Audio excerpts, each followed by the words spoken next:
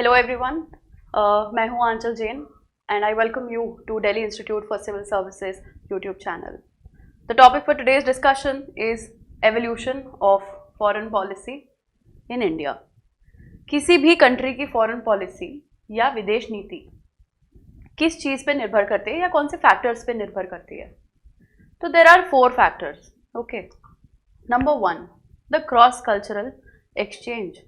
जब भी आप किसी दूसरी कंट्री के साथ इंटरैक्ट करते हैं या उनके साथ कोई भी रिलेशनशिप एस्टैब्लिश करते हैं, तो जो पहली चीज़ आपके कंट्री में चेंज होती है या इंट्रोड्यूस होती है, that is a foreign culture.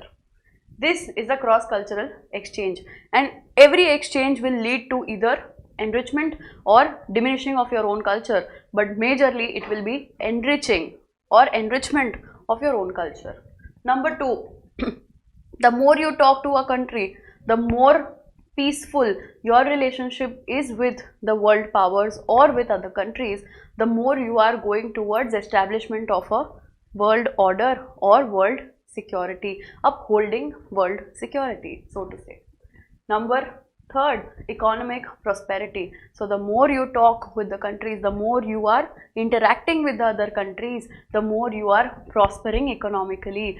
Reason ki you are establishing international trade, you are importing and exporting your products, their products, goods and services, etc. So then it leads to economic prosperity between both the countries, as right.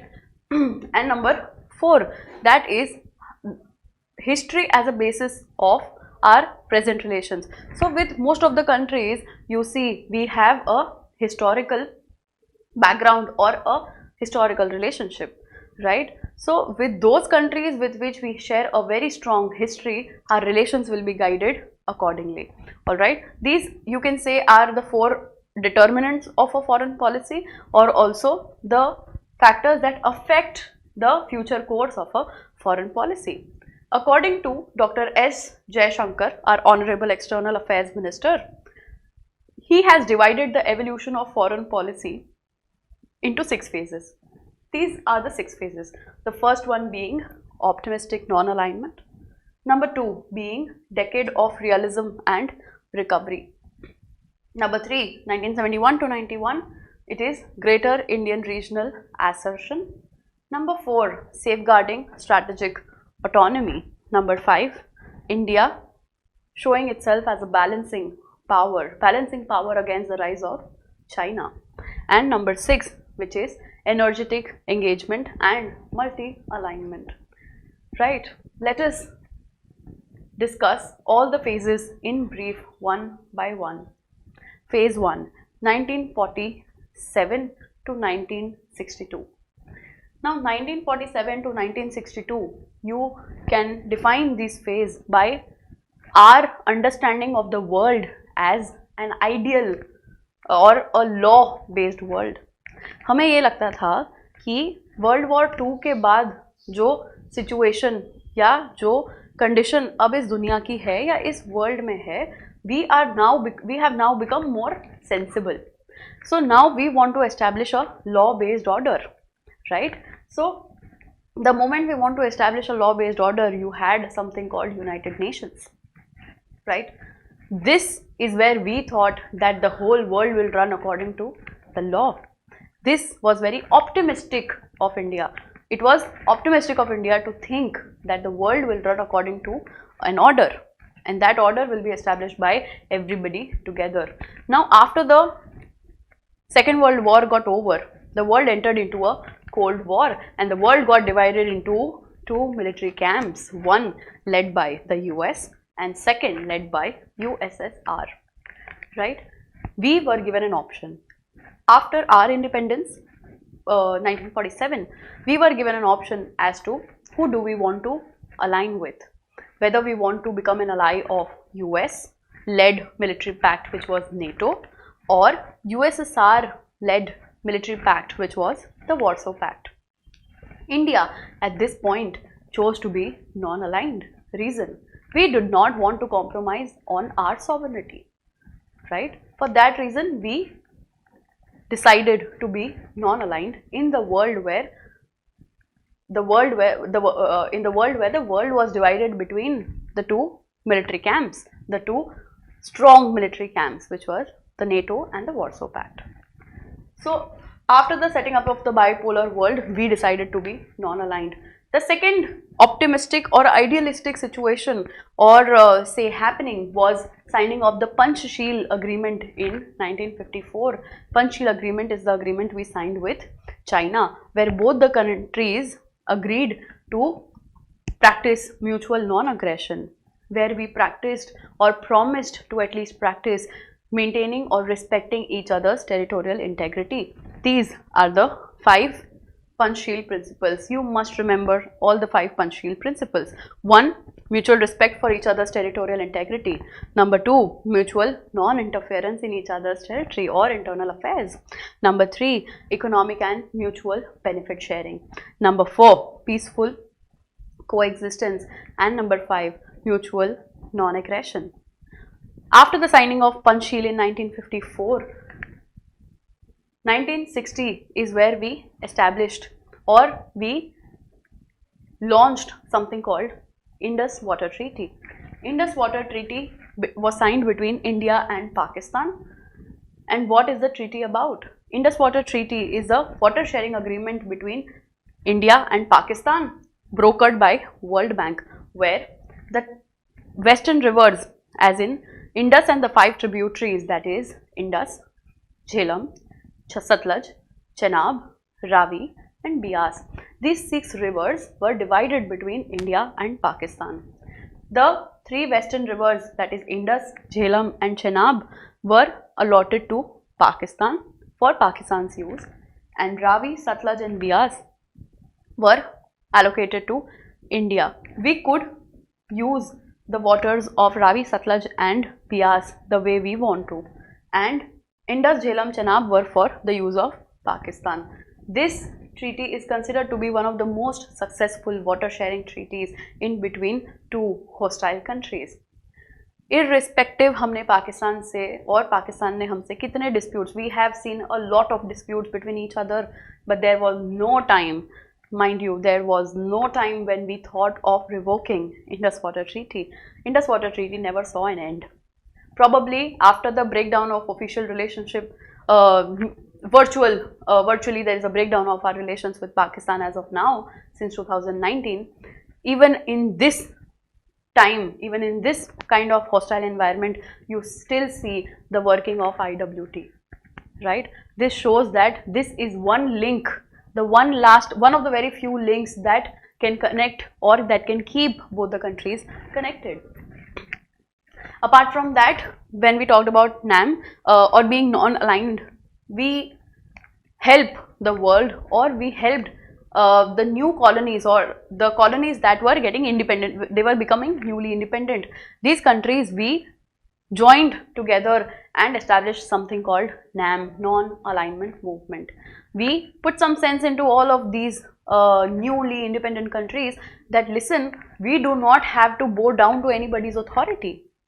Let us be our decision makers. Let ourselves take decisions for ourselves. Let us not sell our sovereignty. Let us be non-aligned. That's where 1955 Asia-Africa Conference or the Afro-Asian Conference, the countries in Asia and Africa met for the first time and they checked the feasibility of NAM. This checking of the feasibility and coming out with 10 principles of NAM was done in Bandung. That is why this is called the Bandung Principles or the Bandung Conference, right? 1961 was the Belgrade Summit. This was the first NAM Summit, Belgrade Summit. Also, India is one of the 5 founding members of NAM. Other 4 being Egypt, Yugoslavia, Ghana, Indonesia, and the 5th being ourselves. Now, when we enter phase 2 is where we realized कि भाई सब अच्छे नहीं होते, सबके दिल बड़े साफ नहीं होते. Reason 1954 after signing of Panchsheel agreement with China, the phrases or the jargons like Hindi चीनी भाई भाई भाई बहुत famous हो गए थे, correct? 1962 India was in between a war. with China. This was the Sino-India War of 1962. This was a two-front war that India had to fight, and India did not expect this at all. क्योंकि 1954 में तो हमने Panchsheel sign करी है और हमने अभी just discuss किया पंचशील के प्रिंसिपल्स क्या थे. तो ऐसे इतनी अच्छी इतनी पॉजिटिव अग्रीमेंट साइन करने के बाद आप किसी से ये थोड़ा ना एक्सपेक्ट करोगे कि कोई कंट्री आप पे वॉर ही वेज कर देगी. But then that happened, we were in between the war. That's where we realized कि जो जैसा दिखता है उसी को वैसे ही समझ लेने की भूल वापस दोबारा नहीं करनी. That is why this phase is called the phase of realism and recovery. 1962, the Sino-India War. This made us become more practical or pragmatic, that we must see countries with an objective eye, not a very emotional eye. As they say in international relations, there are no permanent interests, there are no permanent enemies or friends, there are only permanent interests. This is very true with respect to China. 1964, China conducted a nuclear test at Lop Nor. 1966, after the 1965 India-Pakistan war, we had 1965 we had a small conflict with Pakistan, after which USSR mediated, US also mediated, saying that कि भाई तुम थोड़ा लड़ाई झगड़ा कम करो, let the conflict end, and signed a peace agreement. This agreement was Tashkent Agreement. We still made an effort to talk to Pakistan and arrive at a peaceful solution. For this agreement, Tashkent, for this agreement, we had Honorable Lal Bahadur Shastri ji, our late PM, in 1965, who went there in 1966, sorry, who went there for signing of the agreement, and to the country's loss, we lost Shastri ji. It was when he went to Tashkent for signing this agreement. Of course, we did sign the agreement, but yes. 1968, Nuclear Non-Proliferation Treaty. Now, 1968-69 was the time where India was not yet nuclear, but we were given this treaty to sign. The treaty was laid open to sign कि भाई nuclear non-proliferation treaty sign करो. What was this treaty? This treaty said कि अब तक जितने लोग भी nuclear हो गए हैं, जितनी कंट्रीज अब न्यूक्लियर हो गई हैं, उनको न्यूक्लियर रहने दो और कंट्रीज अब न्यूक्लियर नहीं होंगी. This we thought was very unfair given the kind of neighbors we have. This is not what we wanted. We also wanted to develop nuclear technology. We did our first nuclear test in 1974, and this treaty was opened for signing in 1968. So that is why our clear stand was that we will not sign the treaty. Reason is that we need nuclear technology, right? China was already done with its nuclear technology or nuclear explosion, hence it became nuclear before us, but then we were yet to. That is why it was our decision, our sovereign decision, to not sign nuclear non-proliferation treaty. We enter phase 3, 1971 to 91. This is the phase where we, after a decade of recovery, we started asserting ourselves strongly in the region, in the Asian region. 1971, we helped Bangladesh become independent. It is said for Bangladesh's independence that India acted as the midwife in the birth of Bangladesh. We helped Bangladesh get independent from Pakistan. 1971, we helped Bangladesh win the war. That is why the war is also known as the Liberation of Bangladesh War, or India-Pakistan War, or East Pakistan War. Bangladesh was before independence called East Pakistan, hence. 1972, after the war, we signed Shimla Agreement with Pakistan, where we said that whatever negotiations will happen or whatever disputes we have to solve, we will solve those disputes bilaterally. Number 2, we will undertake confidence building measures so that we build a trust surplus between both the countries, not a trust deficit. Number 3, we now call the ceasefire line that United Nations had announced in 1949, 47-49. We now call that ceasefire line as LOC, the line of control. 1974, we did our first nuclear test, which was Pokhran, as we just discussed. 1974 was Pokhran 1, Operation Smiling Buddha. This was a very basic or primary nuclear test that we did, only to flirt around a little with nuclear technology. 1987, we helped Sri Lanka oust LTTE out. LTTE is Liberation Tigers of Tamil Eelam. We signed a peace accord with Sri Lanka and helped Sri Lankan government to oust the LTTE out or stop the operations of LTTE. This was India participating in another country to help another country deal with its domestic affairs or domestic conflicts. 1988, India helped Maldives deal with its military coup. This was Operation Cactus. 1989, India and Pakistan. This was a historic agreement that both of us made. India and Pakistan agreed that we will not attack each other's nuclear installations. Right. 1991. This was the time where USSR. 1991 was a watershed year. Reason. Two major things happened actually in the world that changed the world order. Number one, 1991, USSR collapsed. Number two, India was facing balance of payment crisis, because of which we undertook globalization, privatization, liberalization reforms, that is the LPG reforms. Now is the time when we started looking beyond just USSR or beyond our regular interests. Now we were more concerned of our strategic autonomy, so to say, more so economic freedom or economic autonomy or economic development, which will bring us to the next phase, the strategic autonomy or safeguarding strategic autonomy. In this phase, India was more focused upon building its economy or recovering its economy, so to say. This phase was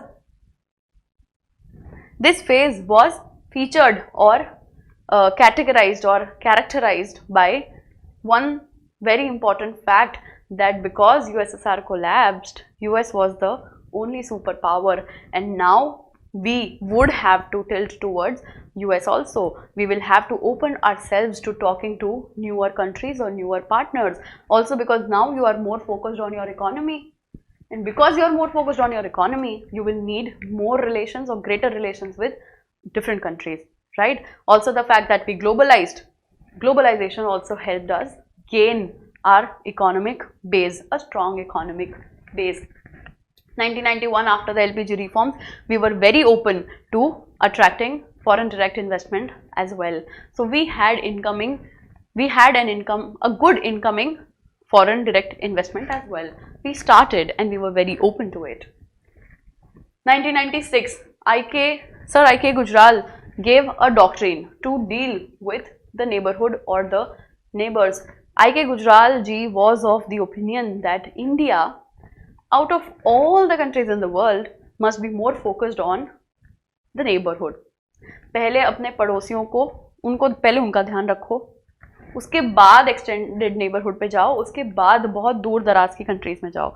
सबसे पहले अपने neighbourhood को सुरक्षित रखो, या neighbourhood से पहले पड़ोसियों से पहले रिलेशंस अच्छे बना लो. That is what I.K. Gujral ji used to say. We will take up the Gujral doctrine later. 1998 was Pokhran 2. This was a full throttle nuclear test that we undertook, Pokhran 2, after which in the next year Kargil will happen, right? 1998, when we detonated 5 nuclear devices, Pakistan also conducted its nuclear test and detonated 6 nuclear devices.